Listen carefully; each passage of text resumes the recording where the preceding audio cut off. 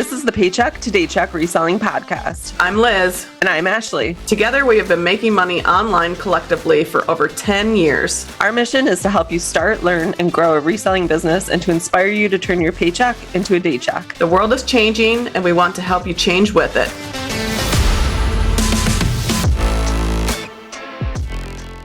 Welcome back to another episode of the Paycheck to Daycheck Reselling Podcast. Today's episode is going to be a guest episode, and we have a very special guest today. We have Melissa, who is actually sitting right next to me. So if you are watching on YouTube, you will be able to see that. But if you're listening to the podcast, she is over here, and we are going to do this podcast together. So today's episode, we are going to talk to Melissa about how to balance being a full-time reseller and a stay-at-home mom. I know that there are a lot of resellers out there who are parents and they also resell. So when you have children, that's a different ballgame. Ashley and I don't have children. We have fur kid. Well, you almost have your fur kid.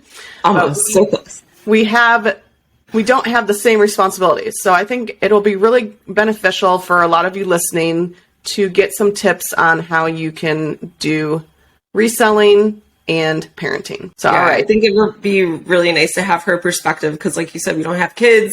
We don't have that in our lives. So the things that our focus is on is probably different than what her focus is on. And I don't want to speak to something that I don't have firsthand experience with. So I think it'll be really great to have her views and tips for our other moms and dads. All right. So Melissa, you want to tell us a little about yourself, about your business, and then how you got started with reselling. Yeah. So I am Melissa. I was born in Minnesota and was 2 when I moved here to Arizona. I grew up in a super small town, 65 miles west of Phoenix. So a small town girl. Moved down to Scottsdale to play softball in college. Met my husband, Josh, of 10 years at a mutual friend's birthday party at a nightclub. We have 2 boys, 3 dogs, 10 fish, and we love to camp and play family game night. I started reselling, 2018 was my official year that I started. I, at the time, had 2 tiny kids. I would go, even in high school, I remember going to garage sales, going to Goodwill, going to thrift stores, and finding stuff. But once I was a stay-at-home mom, would go find a way out to get my kids out, to be out in public, to see other adults, and have adult interaction. I would find stuff that wasn't in my size and knew that it was worth something. So that's pretty much how I got started, knew that there was potential there. So when you started finding these items that you knew were worth something but just weren't your size, what was the process for you? Did you start putting them on Poshmark? Did you do some research first to kind of figure out what would be best? So can you tell us a little bit about that process and where you started? So in the beginning, I would not look up so much comps on the item. I did, my first platform was Poshmark. That was just the easier one. That was the one that I was familiar with. But I was not big on looking up comps. It was more the brand, but then kind of evolved, obviously, into having to look up comps. Just because it's high in retail doesn't mean has a good potential in resale. It sounds like you started out with the garage sale and thrifted items. Has that morphed at all, or have you stuck to that pretty much since you've started? And have you included anything else? Are you sourcing the same, sourcing different? Talk to us about the items that you sell. I still do garage sales. Garage sales in Arizona are a lot different than around the entire United States because it's hot here in the summer. So we kind of have that little bit where it's great because people stockpile stuff and then they just want it out of their garage. So I do still do that all the time in the fall, in the spring, still do thrift stores. I am not just a Goodwill girl. I love finding smaller thrift stores and then just your other ones around. I do consignment shops. I will do personal consignment. That's a new thing. All right. And are you, your inventory, is it mostly clothing, hard goods? Do you do any RA, OA, anything like that? Or talk to us about like the items that you're sourcing. Yeah. So I'm mostly clothing, shoes, accessories. I've kind of started on like the hard goods. And if I see it and look something up and know like a Lego or a record or something, I will take the risk, but not so much yet. Yeah, I do some retail arbitrage. I'm definitely not there yet. I do Nordstrom Rack, their sales, but that's kind of about where I stay. Okay, so you're full-time reseller. So obviously, how do you balance reselling? Because I know with me, I have set days where I go out and, I go sourcing, and certain days where we're listing. Like, how do you balance that with being a stay-at-home mom? Consistency. I'm huge on creating a schedule and creating lists. So for some people, that's super overwhelming to see like all of the things written out that you have to do. I will literally do it daily. It's amazing to me to like check off something from the list. So even if it's something as little as shipping every day, we do that every day, or listing every day. I literally write that out every single day. It's on my whiteboard. I mean, stuff like household stuff with the kids, sports, like all that kind of stuff it has to be you have to be consistent and try your hardest to stay on track. Yeah, I think that's my biggest problem is like staying consistent with the things that I need to do within my business and like household stuff and errands and everything like that. I always feel like there's something that's not getting done.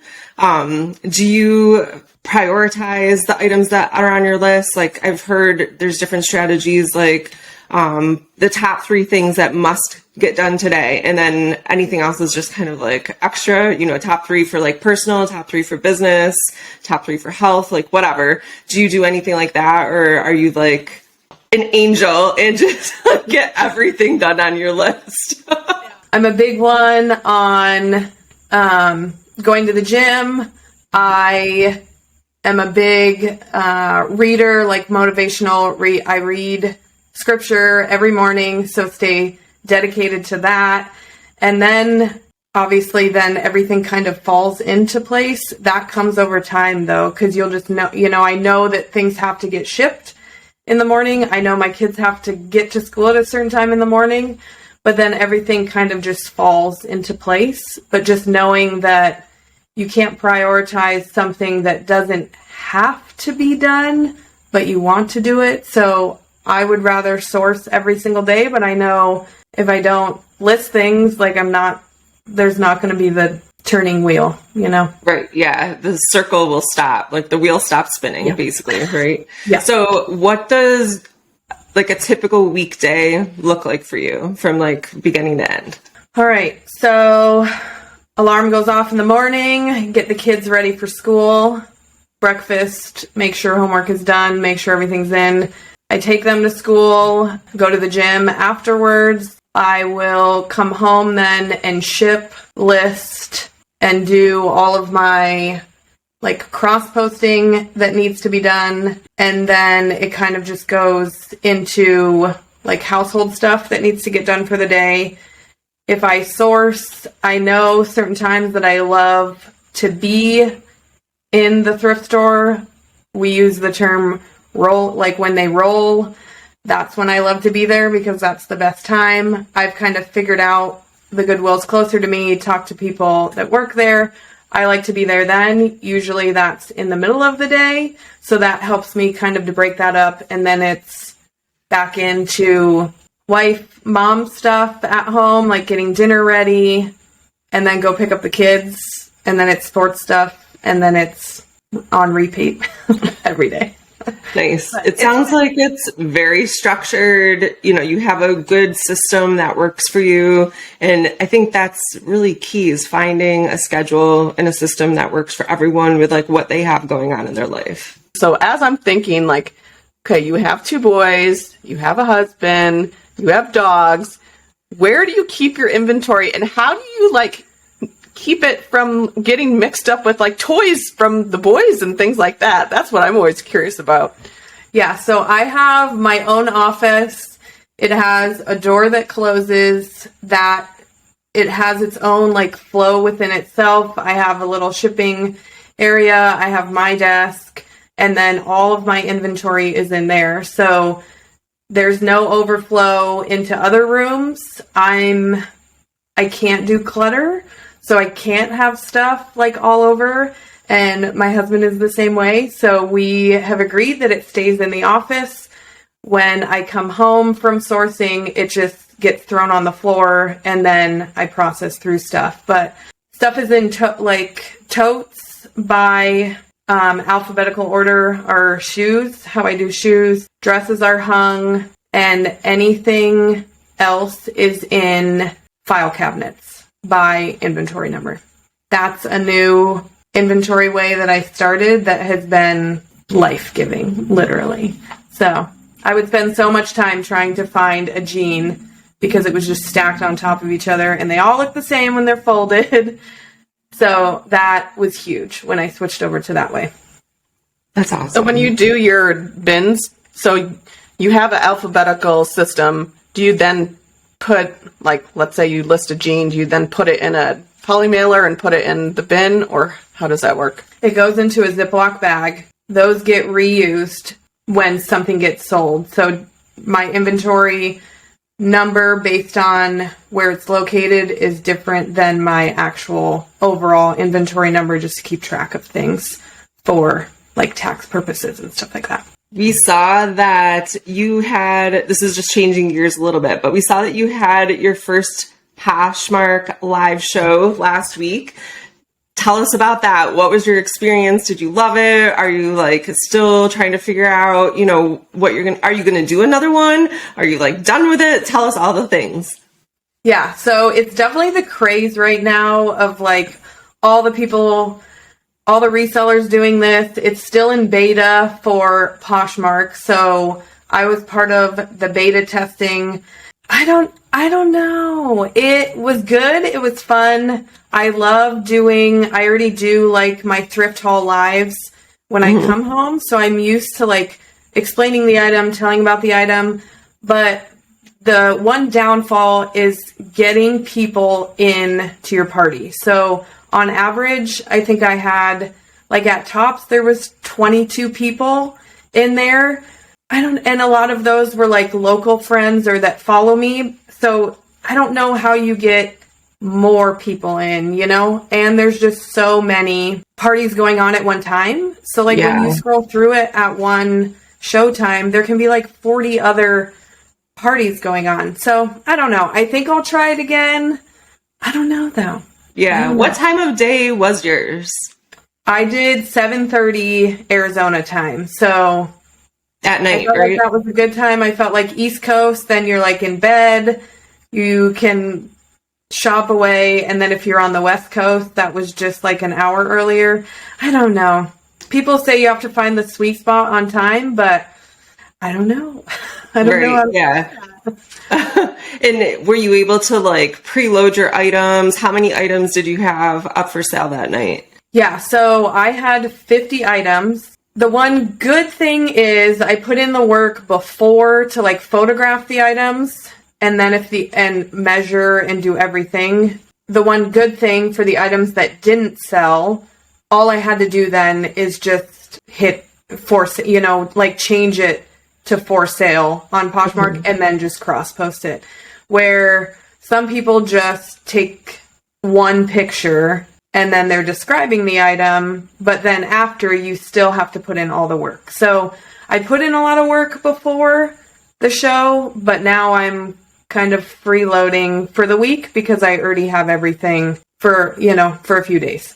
Right. Yeah, that makes sense. I like that idea. Just kind of doing the work ahead of time in case the item doesn't sell, and then you can just list it throughout the week in your own closet. How, did you feel like it was successful? What would you change? What would you do differently if you do another one? See, this is hard, and people have been asking me this. I don't know, it was successful. I think I did find, there wasn't something that I would do differently, but there just wasn't a lot of traffic. It was more or less me just doing my thrift live and showing people what I have versus having to auction off the item, wait for 30 seconds. I don't know. Yeah, that makes sense. Are there features that you would like to see Poshmark add or do differently within the whole live show thing? So I know they have not done bundling yet, so that as the seller, if someone purchases multiple items after your show, then you have to go in, cancel the order, and then create a bundle yourself, and then they have to go in. So it just kind of creates more work for us in the end. I did not have, I did not have in my party where I had to do that, but that would be super helpful for sure.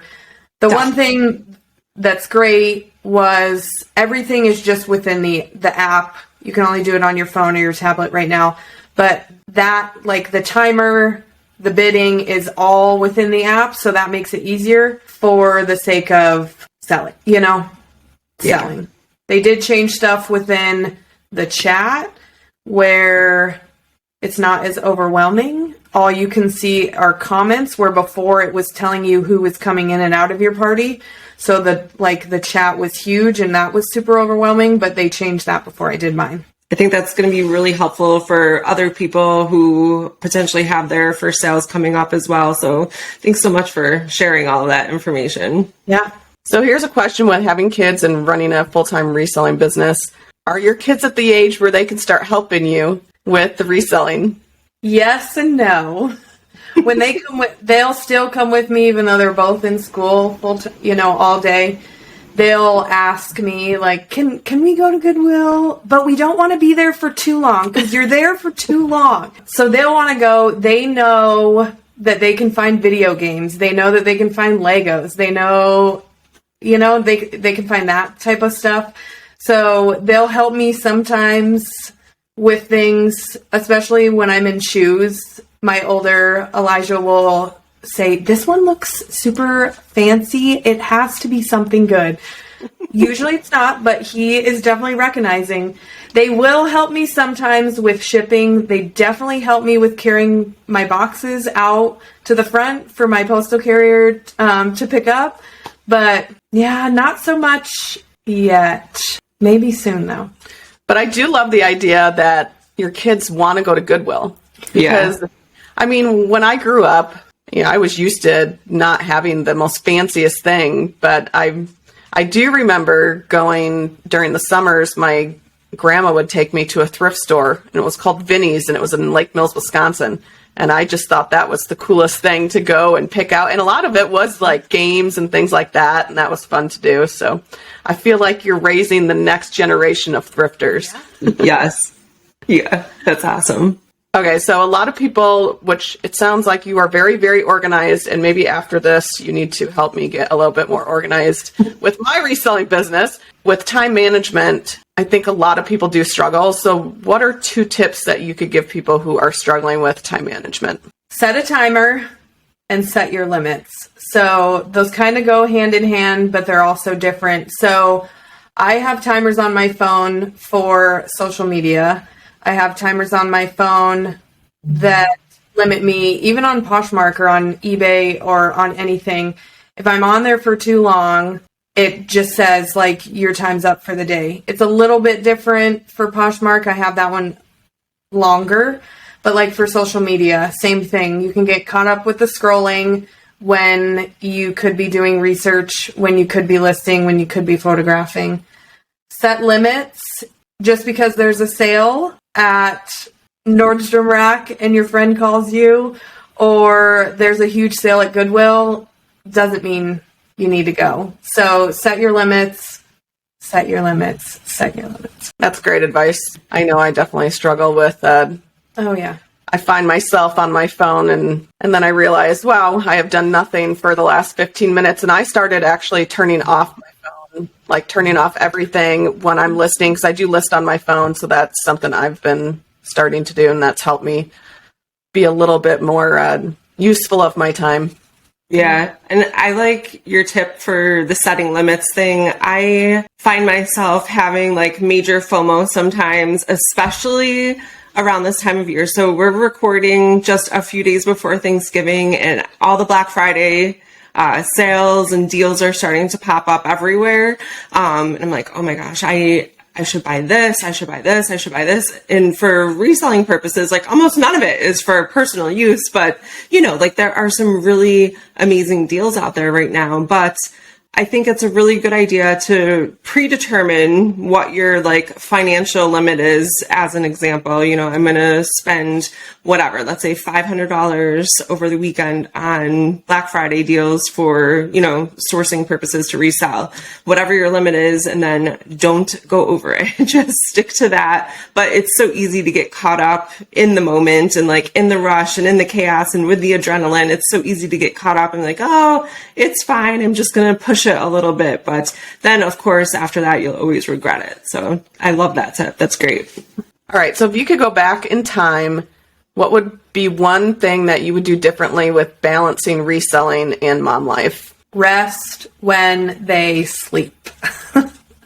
For sure. I would always, when they would take a nap, I would go like do research. I would do like take photos, do all of that stuff. But then I would never take time to just like reset and get time for myself. I was always working initially. So I was either a mom working full time or doing reselling.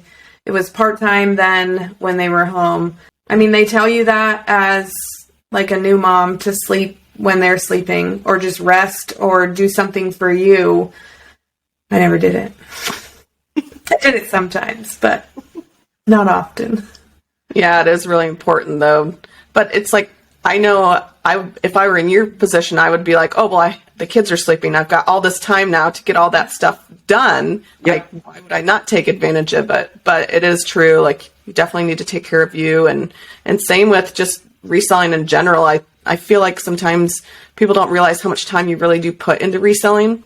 And it's important to definitely make time for yourself, whether it's going on a date night, you know, with your significant other, or even just going and doing something outdoors, like go kayaking or things like that. Like really having that work-life balance is very important.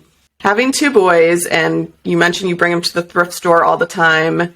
Is there a funny story about going to the thrift store with your kids? I know. I thought about this one for a long time, and I cannot think of like a hilarious, funny story. Like, I mean, I have so many memories of them. I shared like my scary story that happened. Some of you might have heard that about the scorpion thing. Like, that's like a laughing story now, but it's not really funny because it's super scary. Yeah. But yeah, it's more about just the memories I have. When they were smaller, I used to fit two kids in the basket. Like sometimes both of them were in the, in the bottom. One was on the top. They were playing on their tablets. They were, but they were there with me. They recognized like what was happening. They were good. Like I remember always the people coming up and being like, your kids are being great. Like, good job, Mom. Good job. And I'm just like, we're here. We are dressed and we're in one piece. We're here.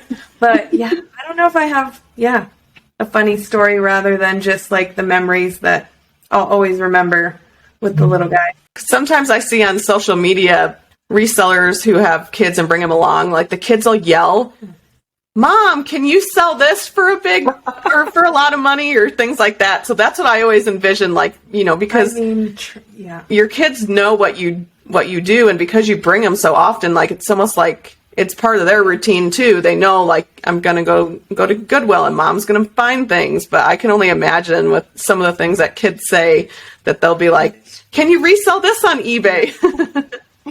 I did have that. My son, the last time we were there, he's 8, almost 8 in 2 days. He's a Thanksgiving baby this year. Aww. But he's super aware of like money and how much it costs now because he has to buy things when he wants to play on video games and stuff like that. But we bought a pair of boots and he was like, should we tell the cashier how much you're going to make on Poshmark for those? And like, sure, you could tell her how much you think we're going to sell them for. But yeah, I guess I didn't think about that he is, and even my younger one is connecting the dots of there's money in this. I'm going to start selling things. So we're going to switch gears again a little bit back to like the reselling business topic. What are some of the tools that you use within your business that you just couldn't live without? Okay, so I have 4. And I did a reel on this a while ago. I just reposted it because people ask me this all the time. Like, what are your most top apps or your top software or whatever? So Photo Room Pro, which is one that I use to take out the background. I use a white backdrop for my cover photo. I use Posher VA on Poshmark, so that shares your closet. It sends out automatic offers after somebody likes an item, and then I also use that to relist items on Poshmark.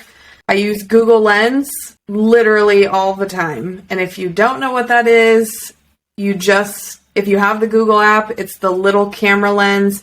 You can take a picture of literally anything. I use it all the time for shoes, and it brings up like comps on any platform. You can look up that way. So I use that a ton. And then my cross posting, I use List Perfectly.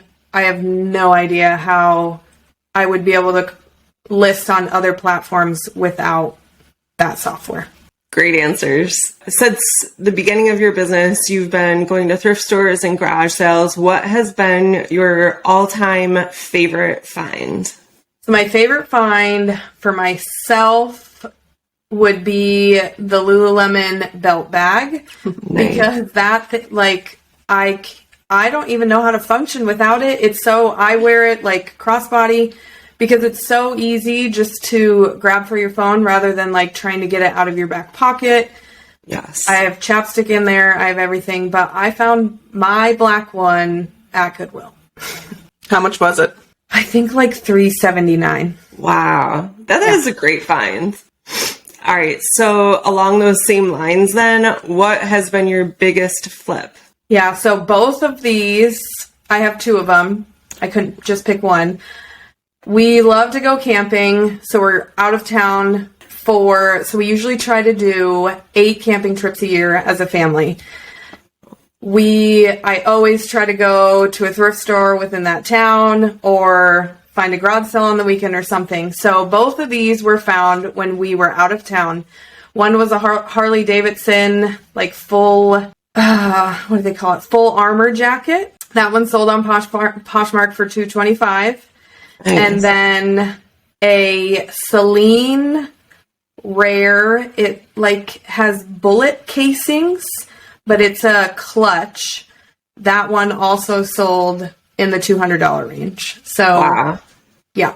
And neither were priced up. The Celine one, they had no idea what it was. But again, that was Google Lens. Like, I had no idea either. It looked cool because the wrist strap had the empty casings on it. So you knew that it was something interesting. But Google Lens was the one, took a picture of it, and I was like, okay, that will be going in my cart. I'll take that. Yep. Those are great finds. Holy cow.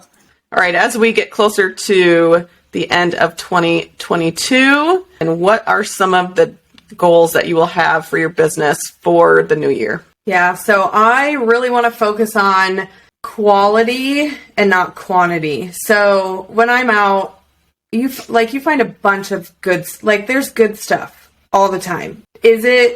I always ask myself, is it going to bring me joy to list this? Am I going to want to take photos of this shirt on a mannequin or whatever, or these jeans? But also, is it worth it? Am I going to list something that's going to sell for $20 and I'm going to make a small profit? Or do I want to source the quality and then not have to sell as much. That's my goal. I also want to try to double my revenue. So that's huge, but I think I can do it. Yeah, I like what you said about quality over quantity, because I think as resellers, it's hard to walk away from items in a thrift store, especially when you know you're going to make money. It's hard to not grab it. But in the end, you want to make more time for yourself and you want to make better buying decisions so that way you're selling things faster. And I think that would be a really good strategy.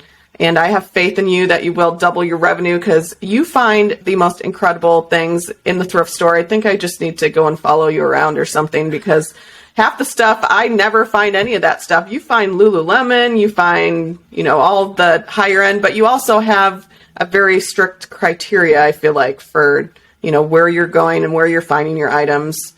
And I think that probably really does help as well. All right, so here's the final question we have for you. We ask all of our guests this, but if you could give your fellow resellers one piece of advice on how they can turn their paycheck into a day check, what would it be?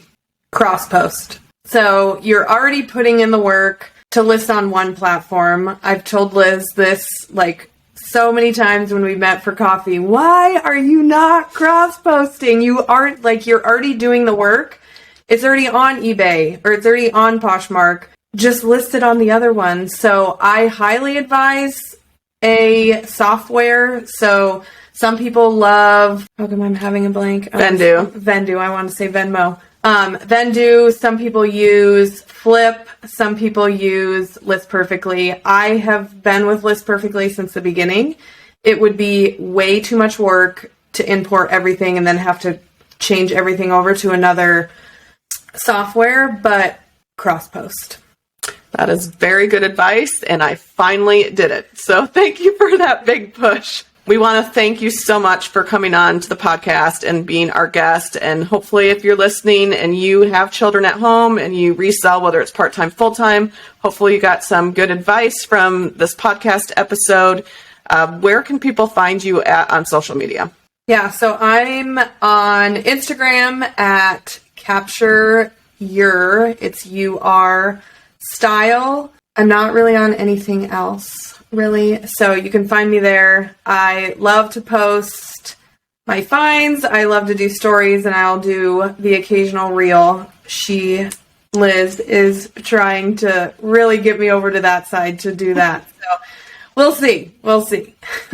All right, so make sure that you guys follow Melissa, Capture Your Style. We'll put it in the show notes or the description down below so you can follow her on Instagram. And just want to say thanks again for being on the podcast. Yeah, thanks for having me. All right, guys, that's a wrap on today's episode. Thank you so much for listening to the Paycheck to Daycheck Reselling Podcast. Anything we mentioned in this episode will be linked down below in the show notes or description down below. Be sure to share this episode with anyone you think it will help and follow us on social media at P2D Podcast. Thanks again for listening. Keep working towards that day check.